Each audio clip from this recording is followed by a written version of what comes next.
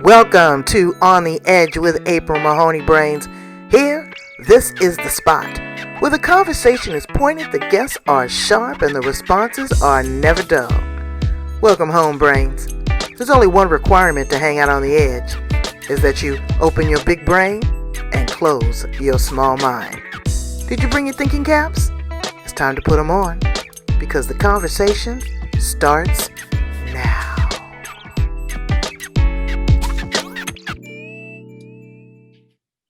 No, I'm not going nowhere. Nowhere right now. And I'm an avid traveler, but I have my 91-year-old mother. And she is so precious and so tender to me. And she's still, she still got it cooking up there. So I am just really apprehensive about, even becoming asymptomatic and bringing it back to her. And it's just I have my mother, when I come back, I'm not going to her place. And we're approaching the holiday season, and I want my family with me. And I say, okay, if something were to happen to me and I was not able to hug and kiss my family one more time, so do you take the chance? What do you do? Yeah. And so many people are thinking, oh, well, if I get tested for COVID and I come up negative, that I'm safe. No, you're just negative right now. Yeah. So this is crazy, but you are not crazy. You are one of the brightest stars on the planet right here on the edge with me and Moose. There she is, Brains, my guest for today, Xuemei Zhong. She is a research professor, doctor for Boston University that is looking to change the face of medicine. So many doctors now are burnt out. And I mean, like blowing out a candle. They are taxed, they are stressed, they are angry, and they have a life of their own. They're seeing death at an exorbitant, unprecedented rate. There's a lot of fear because they don't know who is the next person that could contract this disease. They're trying to be cordial and be kind to their colleagues.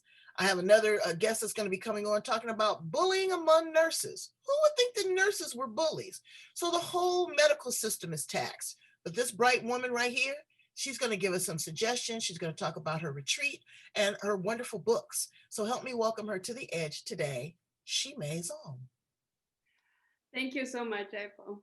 Oh, thank you for coming here. This is wonderful for you to take time out of your busy schedule to be here with my brains to really kind of talk about what's going on behind the scenes. We see the doctors with the mask and they're doing their duty, but then when that mask comes off, what's happening? Tell us. That's totally true. And I'm in the medical school, and I'm having students and faculties and physicians, and I see behind the scene, they're not, it's very surprising for patients to know that their doctors are not totally healthy as well. Right. And the COVID situation really exposed a lot of it, and we hailed them as heroes. But heroes need to be healed too. And the problem of heroes is they think they're all there for helping others, and they don't take time off for themselves, and they don't ask for help. Even when they're depressed, burnout, and there is a stigma about asking for help as a hero. They don't do that. And they continue to burn out, and burnout is not their fault. It's not their weakness, but the whole system really make them prone to burnout. And burnout ultimately is a cognitive dissonance that what they want to do, the structure will not allow them to do. And they feel this intense struggle, internal struggle inside them, and that caused the burnout depression.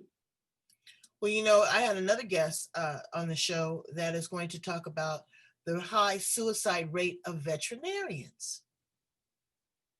Who would think that a veterinarian would be so suicidal? So there's a lot going on. There's a lot of, my mother's doctor committed suicide. We were devastated because when we saw him, he had it all together. He had that mask on. And again, they want to be your heroes. I mean, I was talking to my doctor, and she said she has a caseload of 2,000 people. 2,000. And I know she's not seeing them every day, but could you imagine being responsible for that? And then you have COVID on top of that, and you've got the regular visits, and you're trying to manage medications, and you're trying to manage this dysfunctional healthcare system that we have, and the people that can't pay for medical, still having ongoing training, learning what these medicines are going to do and not do. I can really see that it is really a goldfish bowl of mess. So your goal is to change that, and to help these doctors cope, help them deal, and learn how to put on their brakes. What is your secret sauce to success? It's really coming from when we make any decision in our life, is coming from our belief system, and really have to change the reason why they see it, like break through this hero shell and look into it, what needs to be changed so that they will allow themselves to heal. Mm-hmm. And the current system doesn't allow that happen. And to make them really to be able to heal themselves is to have the change of the whole system. The system has 3 changes need to happen. One is from disease care to health care. Mm-hmm. And we have to shift our focus from how people get sick to ask the question, how people remain healthy. The reason we focus on people get sick is because it's easy to fix it. You have a problem, then you have a fixation, and you have a drug, you have a target. So it's easy for the system to work that way. And it's very hard for this current system to focus on how people get healthy, because you cannot sell drugs to healthy people. Right, because it doesn't make any money. Well, right. People are not sick. You get that, brains? They don't make the money, okay? So this has to change. If this doesn't change, doctors will continue to burn out, because there is always more and more sickness, more and more problems. It's endless. It's exhaustive. And thinking about medical school training, after years of medical school boot camp training, the students, the resident, they have to work legally 80 hours, but everyone is exceeding 80 hours. Imagine they're working 100 hours a week and exhausting self, because they have to remember all of this. Things are getting more and more complicated because we're focusing on the problem.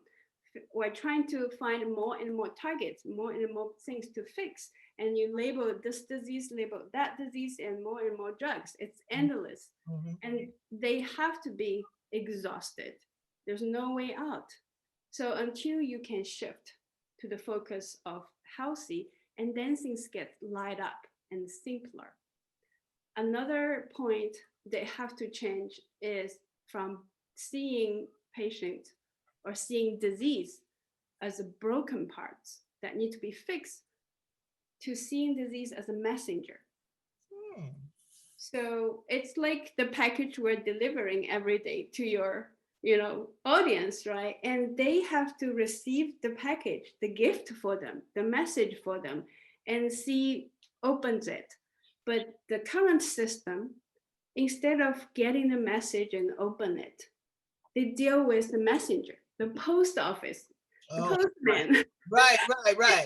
It doesn't matter. They're doing their job to deliver it, but we kill them. We say, right. This is bad.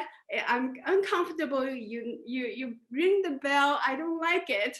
Go away. And that's one of the first things that I do, Xuemei, is when I go into the doctor's office, I thank the pharmacist, I thank the nurse, I thank the doctor, because this is a mess.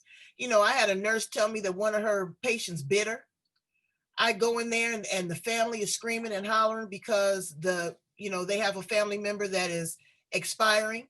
It's beyond their control. You have to remember, brains, that they are practicing medicine. Okay. This is not a perfect science. They are physicians. They are doing their very best. It's trial and error. They don't know if you're going to have an allergic reaction. They don't know if your kidney's going to fail. They don't know if your heart is going to go out after they put 2 stents in. They're doing the very best they can. So honor your doctors. Love on them. Respect them. Take them some cookies, right? That's the real, the gratitude is the medicine itself. And we not only appreciate all the system and all the doctors trying their best, even though they're not allowed to function fully. And on the other hand, you have to appreciate the message of your own discomfort, the disease, the pain. They're messengers. You don't kill them. You take a painkiller, you kill the messenger. And you don't feel it, but you don't get the real story behind it. So you have to thank the messenger and open your box. That's the message, that's the gift. And that's what our healthcare system, the future, is going to be. And the third thing is we have to switch from data-driven to evidence-driven. And data-driven is what our science is based on. We look at the facts, we look at the data, we collect, we generalize. But in real situation, it's very hard to generalize. You find a target, you find a drug to deal with it, but if you give everyone the same thing, only like 10 or to 20% works. Like they don't have the same story behind the message. Exactly. You have to see it holistically. It's a different character in each book. Right. You have genders, you have ethnicities, you have cultural beliefs. People, their religion and their beliefs are deeply ingrained in how they are treated medically. There's some that don't want to take blood. There's others that, want to go the totally holistic approach. So there's a lot to consider. I want to dial back to something that you said. You said that disease and healthcare and prevention. You are from China, and I visited China. And one thing that I have learned, and I'm trying to incorporate, again, I'm trying, is prevention. Prevent it before it starts. We are always trying to look for restorative. Again, sometimes if that leg is amputated, you're not going to get it back again. If you lose your eyesight, you're not going to get it back again. You may be able to get a hearing aid to assist you, but maybe there was something that you could have done to prevent that from happening. Cleaning of the liver, the kidney, and the spleen, having a colonic every now and then. There's a lot of things that we can do to take disease out of our body, and also what we put in here, brains, because we are what we eat. Am I right, Xuemei? Oh, totally. And a lot of doctors, they do not stop and pause because they're autopiloting. And it's accumulative. Chronic disease take chronic formation. It's like every day adds up. If you don't stop to deal with it, someday it will become anxiety, depression, or even suicidal. So you really have to stop it right now, the moment you are listening to us, and think about it. And really, the moment you stop and pause and ask, you will start to receive. If you don't ask, you don't pause, you will not receive. And the moment you receive, your life starts to change.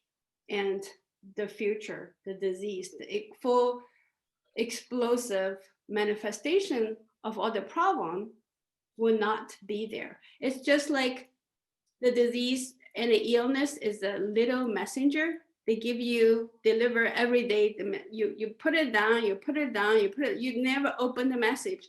The messenger has to get louder and louder and louder until like a little illness become cancer, become diabetes. Right. And you've been hearing it. That's like me. You can't miss it, right? Can't miss it. I mean, you got this pain, but it's fear. Okay? It is fear. It is fear of finding out what this could actually be. And sometimes at the beginning and the onset of something, doctors can't figure it out. It hasn't magnified enough for them to really see it in your blood or to see it in a MRI. So people are waiting on that, and then they say, "Oh well, I've been feeling." I have a friend. I've been feeling lightheaded, and I haven't been feeling good. I said, "Well, silent killer, women, heart attacks. Check your blood pressure. Check their blood pressure through the roof." She wakes up 4 or 5 days later with a massive bloody nose. Blood pressure out of control. I go back to her and I say, "Are you checking your blood pressure?" "No, and I don't like to take medicine." "Okay, but you do like to wake up with a bloody nose in the hospital." I'm just saying, like you said, the message, it keeps telling you, and it's not to be afraid of. This is something that maybe you can reverse or deal with. We can't be afraid, brains.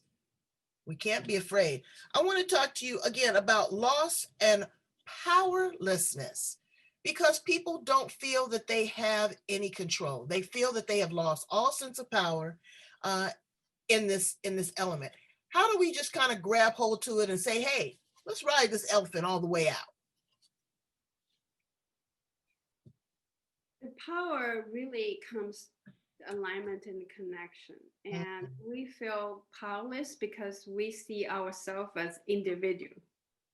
Like you and me are different. What happened to me, I have to deal with it myself. I do not open myself to help and to connect with people in our life, and that's the best way to lose our power. to lost connection and ask for help. And I have been blessed with clients that finding me through the books. And one of my clients recently did the recommendation and said, the first thing said, I saved her life. And it's really not about me. It's about she reached out, her asking, and the universe is answering. And my book accidentally popped out in her Kindle. And then she read it like, this is what I need. So when you ask, anything can happen to you. You just have to open your eyes and see it. And then once you connect, you see, I have power. And she has so much power that she never realized. The way she grew up, the way parents and society let her know she is powerless and she has to live to other people's expectation. That's the best way to lose your power. Right. So when she found it, she asked it, she was almost under depression. And when she found the book, she read it, and through the coaching program, and suddenly life is totally different. Then she finds power. Let's move right into that. That's a perfect segue. You've written not one, but 2 phenomenal books. Brains, you will have an opportunity to win a copy of Dr. Xuemei Zhong's book, Here on the Edge, as well as one of our signature coffee mugs. You know how we do it here. I need you to like, love, wow, or share. At the bottom of this, write a comment and be entered to win. Let's start with the first book. Tell me a little bit about that. Let my brain see that. So my first book is called The Joy of Letting Go of Your Biomedical Career. The Ultimate Quitter's Guide to Flourish Without the Burnout. Woo! It's a long title. I know. Long title, but it speaks to, I mean, that's what's important is you can't tell a book by its cover, but it speaks to exactly what they need. Exactly what they need. That's why this book leaped out at your client, because it spoke to exactly what she needed. I think it's brilliant. What's inside the pages of that? So inside, I talk about 7-step process that you can up level your career. So a lot of people think about quitting is bad because it's like have the stigma, like a weakness, because I cannot like success in this path. If I quit, I'm a loser. That's totally not right. Quitting is not about give up. Quitting is about up leveling.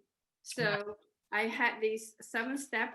It's the acronym of up level, and this is I brought the process to the people and empowering them, let them find the power so they can up level their career in Right. this medical area, really realign with their initial calling when they entered, not living to other people's expectation, but living to their own purpose and calling.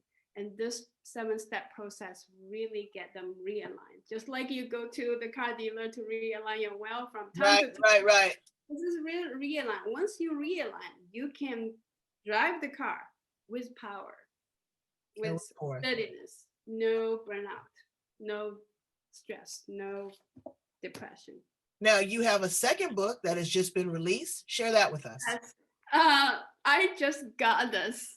They're beautiful. An hour before our interview. So it's got the medicine Mage, 12 steps. From depleted doctor to magic healer of the new earth. And I want to stop you right there, because it is a new earth. And Brains, if you haven't recognized it, then you need to see an ophthalmologist, because something's wrong with your vision. Okay, I'm serious. Everything has changed. The water's gotten cleaner. The air's gotten cleaner. Even after this election we've had in the United States, people were expecting this great upheaval. People have come down. They have leveled out. They're dealing with the reality of what this really is. It's a paradigm shift. We've moved into the age of Aquarius. There is so much going on spiritually, connecting with people. I love my show because I've had some of the best and the brightest in the planet on the show, because they've connected with this. This is their life work. This is their purpose. You also have a retreat. Tell us a little bit about the retreat. Now, you just came back from it, and I was watching your travel on Facebook, and I'm saying, okay, she's a little apprehensive about flying in this Petri dish, but she's still committed to her clients and what she does. Tell us a little bit about what goes on at the retreats. So I started my retreat program right before the COVID pandemic. And everyone think this is crazy because no one is going to travel to places. I truly hope that soon we will be able to openly travel.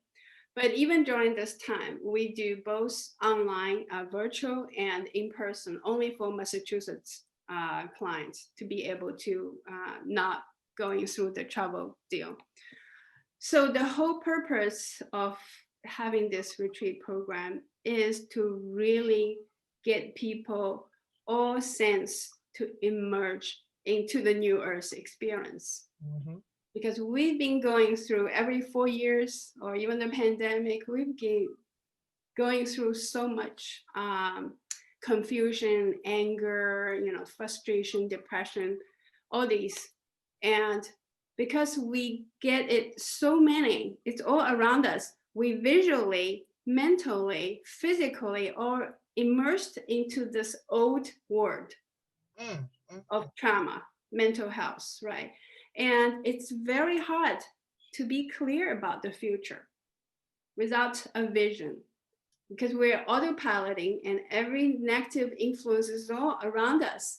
So we really have to see what's the future look like. And then you get the motivation to move forward, make the change, and get where the future is. So retreat is the best way to me. I'm a vision person. Me too. Have my clients to experience the tranquility, the Mm, peace, the joy. And through this, we have all the workshops and healing activities. I'm all into art healing, all forms of art healing. And the last retreat, our clients, we did the dot painting rock as a healing practice. We find our center of our life and let our life just expand around it. mhm. And all the colors and dots and shapes naturally flew through our Yeah. mind and onto the rock Mhm. and make That's such what. a beautiful display. And through these kind of activity, you heal yourself, you experience the future, and then you go back to life. Let's say, let's roll up our sleeves, let's do it, let's get our future. Right. We Yeah, just did that on the edge. I hosted a Friendsgiving. yeah, I saw that. Yeah, yeah. And I'm going to be doing more of those. And we painted angels. And it Yeah. was so interesting because our facilitator gave us options. And I'm featuring each angel that was painted. Everyone's was so different. But what I saw was a little bit of each person's personality that I knew from them personally. If they were a tall person, I see how they painted their angel more elongated, or if they were very very colorful or very bold, I could see the colors that they use or the textures that they use. So I get it, and it is a great way to express yourself. So even if you're not able to go to a retreat, go and try that. You don't have to be a Picasso, you don't have to be a Van Gogh. You can be an April or Xuemei, and do the same thing and get wonderful results, but it is a release. So is this what is incorporated in the Medicine Mage Academy? Oh yeah, yeah. So right now we are just starting the program, so it's open to public. But in the future, this is going to be a course academy. We have 12 months of retreat, and each retreat will have different modality of healings, like hypnosis, like Reiki, like herbal medicine, like the hot mass, like all variety of healing modality to have our medicine trainings to experience it, heal themselves, and go back to the real world, heal others. And that's the whole course. I want to help the burnout doctors to really experience this and build a totally different future of medicine for the new earth. And you would just assume that doctors already do this kind of stuff. But brains, what you have to understand is they're human beings. They're not machines. And they don't know how to turn it off. Just like we don't know how to turn off our cell phones. Uh, or you don't turn off the TV at night to let your brain actually rest, or to turn off the water when you're brushing your teeth. Just simple things. They just don't know how to turn it off. They're running on autopilot. And so, all the physicians and nurses that are out there, I know, baby, I thank you and I praise you, but if you've got to quit to gain some sanity for your family and you got to pull back, you got to do what you got to do. 100, I can't imagine, girl, working 40 on a regular job wore me out. That's why I quit. But along those same lines, running my own business and a podcast, I find myself not able to turn it off either.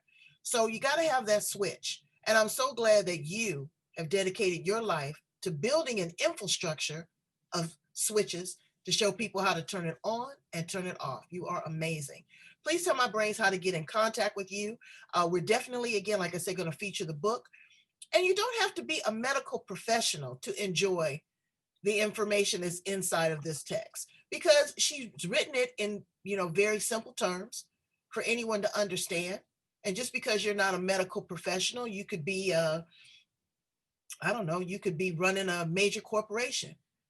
It's all about the reset button. Am I right? Oh yeah. You notice the pause and play button are the same button Mm-hmm. in many Right, right, approaches. right, right, right. And sometimes you got to pause and to realign, and then you can play better. Right now, if your play, the life game is hard, then pause it. Pause is so important, but don't just quit. You have to up level, find your support, find the guidance, and don't do it alone, because the aloneness, individualness, sometimes you feel powerless. To empower is find connection, ask for help, get the guidance, and do it step by step in a system. It's like you have this, right now you have at the end of the river, you want to cross the river, you have to find the bridge, you have to find the stepstones, and don't just randomly quit. Just empower yourself, find the system, find the support, find the guidance, find the community support. Right. Because we're not in it alone. Yeah, don't do it alone. We're all sitting up You are never alone. Yeah, we're all sitting up in here in quarantine together. We have Zooms, we can connect. Exactly. And I'm so glad that you've connected. So please tell my brains how to get in contact with you via email, your website. How do they touch you? I have many websites, but easily just email me and ask all the questions. My email is support@HOE holisticwellness.com. And I can do a free consultation to see where you are, where you want to be. And we have a fun mapping exercise to know how to find your bridge, find your stepstones to get to where you want to be. And don't get stuck right here. Pause, cross, and find where your dream life, where your dream career is. Thank you so much. Bring tears to my eyes. Because again, you don't have to give up. You don't have to give out, but you got to give in. That's for sure. Thank you so much, Xuemei Zhong, Dr. Xuemei Zhong, for being here on the edge with me. Hey, I love it. I love it. I love it. Come on back. Let me know. Girl, I got to get out of this house eventually. I don't know what I'm going to do. And Boston is somewhere that I have always wanted to come, you know, because the seafood, you know, I know you could tell me where all the great seafood is. Cape Cod. Exactly. So brains, go back, listen to other edgy conversations, subscribe. You know, we've got the best and the brightest, everything from environmentalists to how to paint, to how to cook, how to stop crying, how to even say I love you, because some people don't know how to say I love you. But I know how to say I love you to you and you. Thank you so much. Everyone. Thank you. My brains.